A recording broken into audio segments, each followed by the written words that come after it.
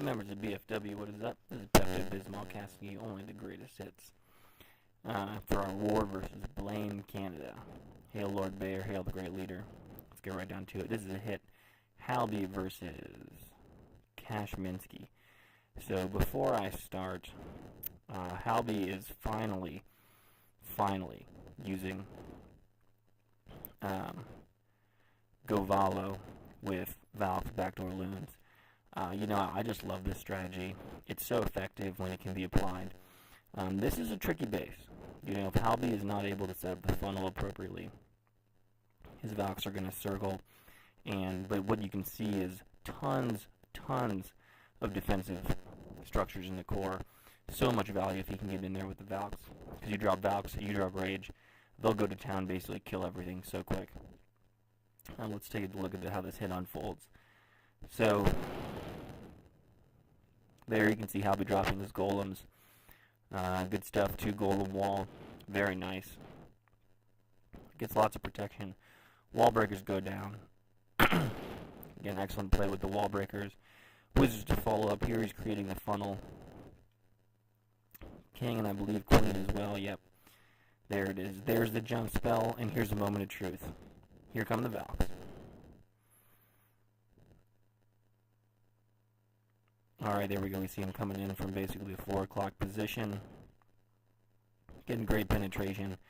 A little exposed to the clan castle troops, but the heel goes down. And there they go, jumping right into the core. Excellent play. They get distracted by the witches a little bit. But they're making their way in there, supported by the heel, and they're pretty much untouchable. There goes the Rage. And the Valks are just going to tear through that core. Again, the benefit to the Valks, you have to keep in mind, compared to the P.E.K.K.A., per supply used, they have more HP, and they deal more damage. And that doesn't even include the fact that they may be doing double hits to buildings that are next to each other. So, all in all, the Valkyrie is a very powerful troop. I think the downside is, the good thing is they're not vulnerable to Teslas, but the downside is they are fairly vulnerable to spring traps.